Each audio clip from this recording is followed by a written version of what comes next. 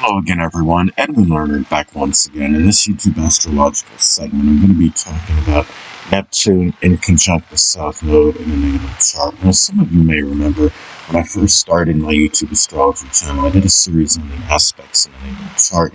They're a little bit concise. Some people may refer to them as snappy. So what I decided to do was make another series on them in which the videos would be a little bit longer and more descriptive. So anyway, first thing up is if you have Neptune in conjunct the South Node in the natal chart, an adjustment, which is the inconjunct, may be needed between relaxing and sleeping, which is Neptune, and doing things you are naturally proficient in, which is the South Node. One or the other may be overemphasized.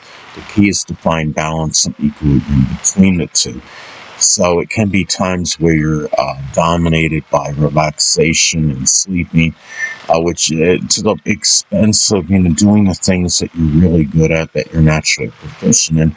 Or it could be times when doing things that you're naturally proficient in may monopolize your time and energy to the expense of your rest, your relaxation, and sleeping. So again, it's finding the balance and harmony with that energy. In conjunct aspects in astrology can often indicate, a lot of vacillation, fluctuation, and distortion. It's very extreme energy.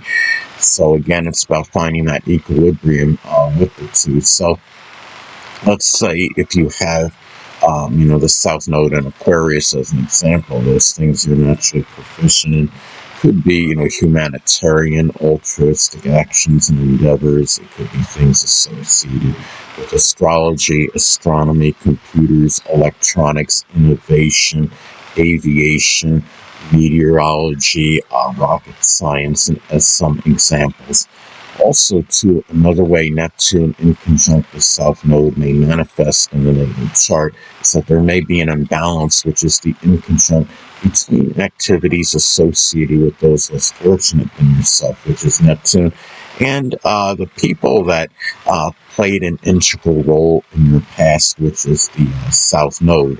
Now, you may be dominated by one or the other. It could be where activities that are involving those less fortunate than yourself, may dominate your time and energy to the expense and exclusion of those that figured prominently in your past, or it could be the other way around, where those that figured prominently in your past may monopolize your time and energy to the expense of doing things, there for others that are less fortunate than yourself, which is Neptune, and that can again include the oppressed, the hungry, the impoverished, and the homeless.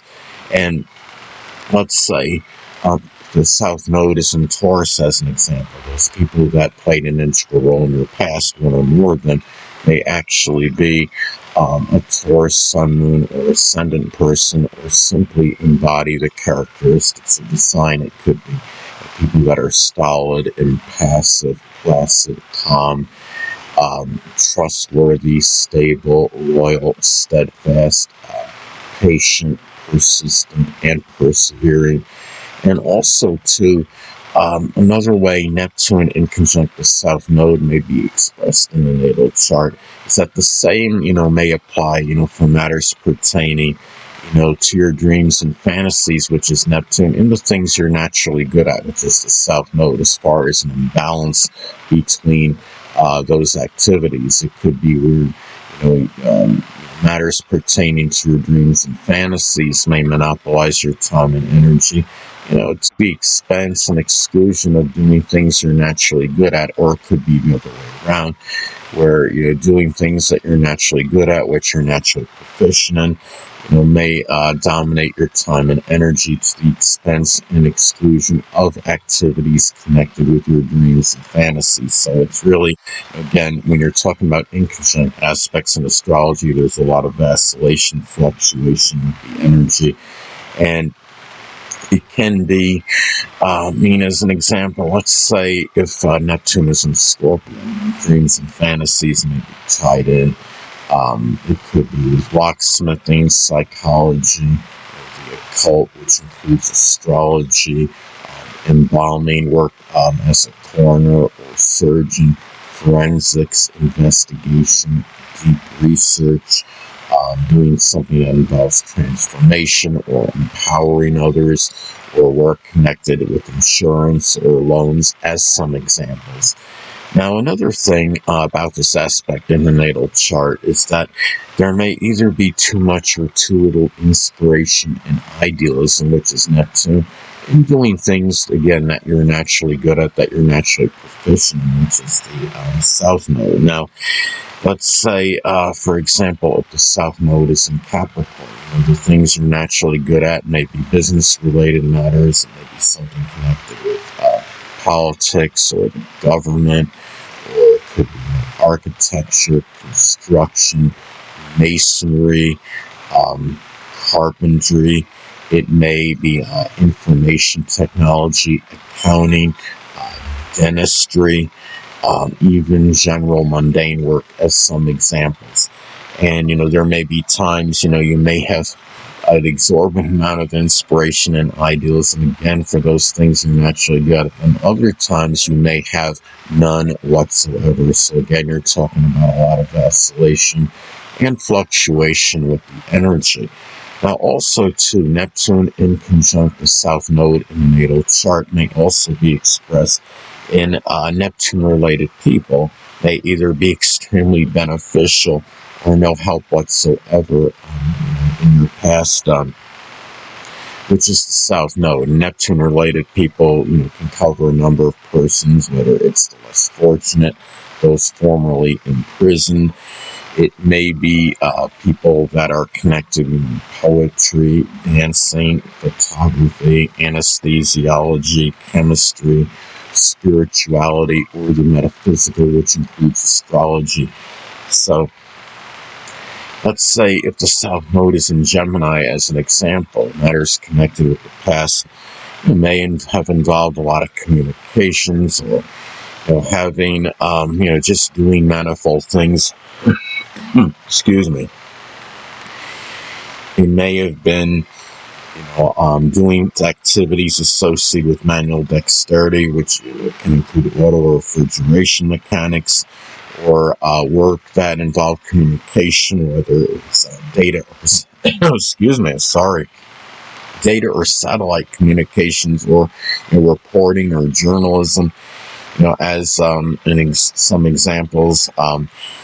Also, too, another way that this aspect may be expressed in the natal chart is that, those same people may either have been tremendously advantageous and helpful, or strongly conflict in dealing with energy that may affect you to your detriment, which is the South Node. So those Neptune-related people can have either been very beneficial, or may have been could have been, strongly conflict, in terms of, you trying, dealing with the energy affecting you to your detriment, again, which is the South Node. If the South Node, is in Aquarius, as an example, it could have been, very idiosyncratic, rebellious, non-conforming, behavior, as an example. South Node in Virgo can indicate, possibly being very judgmental, critical, overly cynical, analyzing things, to the point where they don't need to be analyzed anymore, over-analysis. And also, too, Neptune in conjunct the South Node in the natal chart may also be expressed in where you may find it either exceptionally easy or difficult to relax and isolate, which is Neptune, during the first half of life, which is the South Node. Now, the thing about this is, let's say, if the South Node is in Aries, as an example, that first half of life, maybe one in which you expressed a lot of pioneering energy or leadership, prowess and ability, and maybe one that was a lot of action-oriented, where you were very expressed a lot of self-reliance and independence, as some examples. And also, too, another way this aspect may manifest in the natal chart is that hidden adversaries, which is Neptune, at times may either strongly clash with you doing things you are comfortable with, which is the South Node. Then other times they may have no effect whatsoever on those matters. So Let's say, if Neptune was in Sagittarius as an example, one or more hidden adversaries may actually be a Sagittarius sun, moon, or ascendant person, or simply embody the characteristics of the sign. It could be those that are philosophical, expansive, jovial, jocular, optimistic, enthusiastic, but can also be reckless, foolhardy, and self-righteous as well. Anyway, people, that'll conclude this YouTube astrological segment. Until next time, and when you're in it, stay well.